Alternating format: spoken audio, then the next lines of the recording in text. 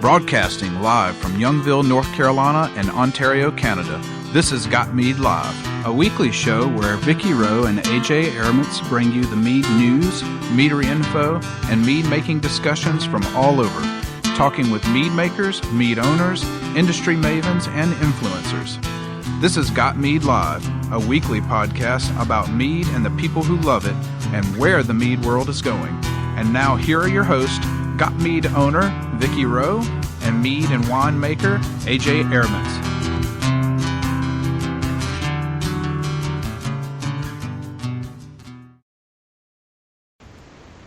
Live from the puppy pen, from the den of the puppies of the apocalypse, possibly down under if Hamish can get out of work, and the bunny pen in Ottawa, Canada. It's Got Mead Live. Welcome to the show, and let's make this thing happen. We're taking a little bit different approach this week. We are not interviewing a meadery. Instead, what we're doing is bringing back Jason Phelps with Ancient Fire Meadery, and he's going to talk with us about making awesome session meads. There was a lot of conversation on the Got Mead Facebook group this week about making session meads and what's involved in making a good one, how to get that body that is a little harder to get at those lower alcohol levels. So, and among other things. So we're putting together a list of questions, and we hope you'll help us out by either sending us questions on Twitter at GotMeadNow, or on Facebook, or any other way you can get it to me. PM me on Facebook. Just don't email me. I'm not watching email. And let us know, what are your questions about session meads. Show links. You can listen to us live on the Got Mead website, of course. Just click Got Mead Live Radio Show, and there's a show player right there where you can sorry, somebody just texted me. It's like, look away, lose my train of thought. Look at distraction. Oh, what was that? Yeah. For listeners out there, I'm trying to find puppy care for my trip to the Keys in March because, my normal puppy sitter is also going to be on vacation, so timing was terrible. Anyway, if you're mobile and you want to listen to us later, you can catch us on iTunes, SoundCloud, TuneIn, and Stitcher. Just search for Got Mead Live. We also have a show player on our Facebook page at facebook.com/GotMead. Go check it out. If you want to take us with you, just download the app for your podcast generator of choice, and you can pull us right down onto your phone. Replays are also available on Got Mead, Spreaker, SoundCloud, iTunes, and Stitcher, and that goes all the way back to the beginning of the show. So you can find us on Facebook at facebook.com/GotMead, and our Got Mead group at facebook.com/groups/GotMead. and facebook.com/groups/GotMead patrons. But you must be a GotMead patron to get into that one. Twitter at GotMeadNow. If you can't call us, give us a tweet. If you want to send us questions, suggestions, ideas, or people that you think we should be interviewing, go to GotMead.com and take a look at the Got Mead Live. Put your mouse over it. There'll be a drop down for Back to Basics, and I'm going to change the name on that, I think. So where you can send us a question. And if you want to call us, call in to 803-443-MEAD. That's 803-443-6323. Now, we all donate our time because, we're just that awesome and we love mead. But the show software and all that other stuff costs money every month. And since we're not yet charging for commercials, we can always use your help. So if you like what you hear here, if you just like Got Mead in general, consider becoming a supporting patron member. It's only $30 a year, and you get access to the Got Mead Live, or the Got Mead patron group, the Got Mead patron group on the forum, and award-winning recipes, and access to some of the best mead makers in the country, or even in the world for that matter. So, consider doing that. And for those of you that signed up this week or renewed this week, thank you so much. I really appreciate your patronage, and you have no idea. It's very much appreciated. So thanks a lot. And so you're the only one drinking so far tonight, aren't you? Yeah. Yeah, sorry. I'd have to actually check my brew log to figure out how long this has been in primary, but I've got a very neglected blackberry JAO that I've decided I should finally try. I think I put oak in it right at the beginning because I was trying to, copy a batch that I'd put oak in, and I think I need to put a little more. I think it could use a little bit more, and I think it might have come out a little bit less sweet than the usual JAO for me. So it's got a bit of a bite to it, but it's got a pretty decent aroma, and the color of it is it's almost orange. Instead of being nice blackberry purple, it's a very nice amber color. Okay. Well, and they fade over time. Yeah, it's what happens when they fade, and I mean, I'm sure this has been in the carboy for like a year or two now, or not even carboy; it's still in the bucket. Oh yeah, it's like strawberries. They look so gorgeous when you first. They look so gorgeous when you first. Yeah, when you first do it, and then. Yeah, Hamish is sending silly texts.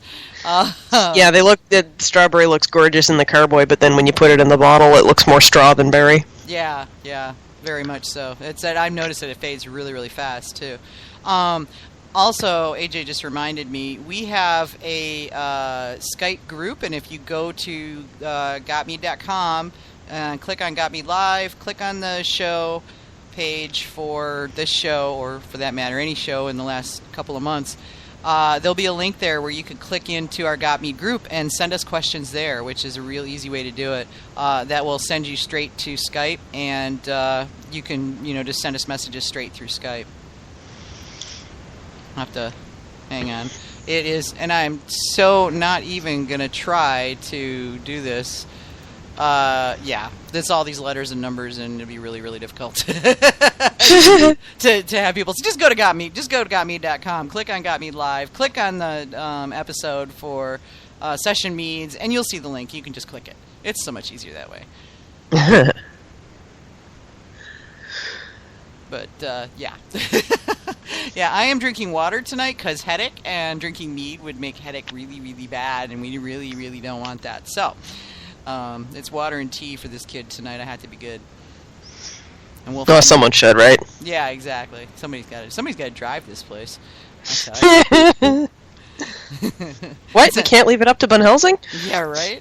I wish we could. It'd be so much easier if Bun Helsing could run the board. Oh, no kidding. I just can imagine. He'd just jump on it and close things randomly. Mm-hmm. Yeah, it'd be like, Dill! And that'd be the end of our show. Well, why don't we see if we can get Jason in here and make things happen.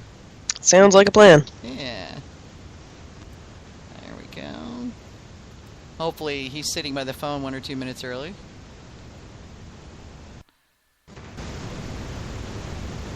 Yeah, here's hoping. Yeah.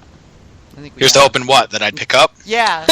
If you were like really prompt, we were like, oh, he's going to the bathroom or something. He's not by the phone yet. No, I got back from the bathroom about 5 seconds before you actually called, so I planned ahead. That's right, you did. Okay, yep. So, all right, so Mr. Planned Ahead, what are you drinking? I am drinking a cider that I made in the fall that was that had maple syrup added to it, and then it was oaked with an oak spiral that had been soaked in Crown Royal. Oh my God! What's it taste like? Come on, dish. It's woody, maybe a little more than I would like, but that's kind of one of those you got to catch it at the right time kind of things. Mm-hmm. And so it's the Crown Royal actually made the maple taste a little buttery, which is kind of weird. I think if I put it in a competition, I'd probably get nailed on a flaw for it. But I dig it. I mean, it's pretty light. It's not sweet, so I'd probably oak it for maybe 2 or 3 days less. But other than that, I'm sucking it down. It's working for me. That's nice. Yeah, I'm restricted tonight, headache, so I really don't want mead would make that really, really bad. Probably wouldn't be any fun, no. I did have, I picked up, it was really interesting, I would stop by my bottle shop last week to see what kind of new goodies they might have, because I've been hassling them to get more mead. And they actually have a pretty good mead selection for a bottle shop around here. But they had on the top shelf Italian mead, and an Italian mead I've never heard of, which is saying something.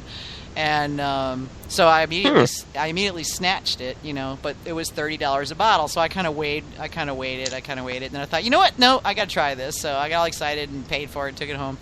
So I got it home, told my husband about it. I'm like, dude, we got to drink this. He's like, I agree. So we opened it up, and it had this rich sort of sherry and whiskey and, all these really round notes coming out of it. In the aroma, and we're like, ooh, this could be nice. So we poured glasses of it, more of that going on. The first tastes were really good.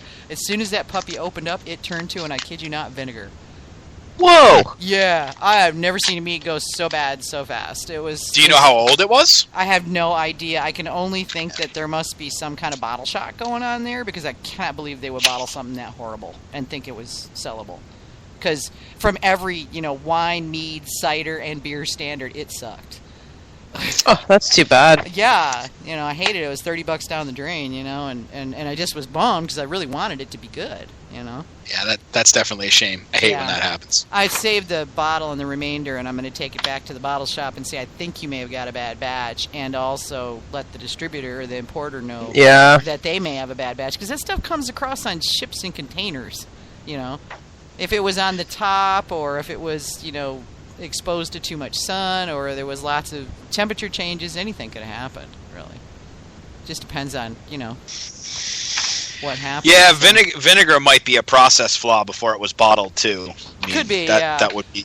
Well, I mean, it didn't literally turn to vinegar, obviously, but it had a lot of vinegary, nasty, thin notes that I literally... We dumped out half the glass, and, it was like... Did it suggest there was any natural fermentation or anything? Because if there were any wild yeast or other things in there, that might explain it. Yeah, I'd have to translate it. It was all in Italian. Yeah, that's how they got the $30 out of you. Yeah, she'll never read the label, look, not it's a problem. in a foreign language. It's worth more money. Yeah. Yeah, it's fragile. It must be from Spain, right? Yeah, right. Yeah, it was. Well, I mean, there was other meads there that are close to that. Some of the domestic meads run as high as 30. That's at the top end of the range for a regular, not super special restricted mead. But it's in the range. It's just at the top of it. Yep. As you're looking at, the lowest I've seen is about $10 a bottle, and the highest I've seen is about $35. Makes sense. Yeah, not including, of course, things like Our Heart of Darkness and Utopia No. 9, and some of the other. Oh, I can't believe I paid that much, but boy, I got me a bottle kind of meats. Both of which I have one bottle of, by the way.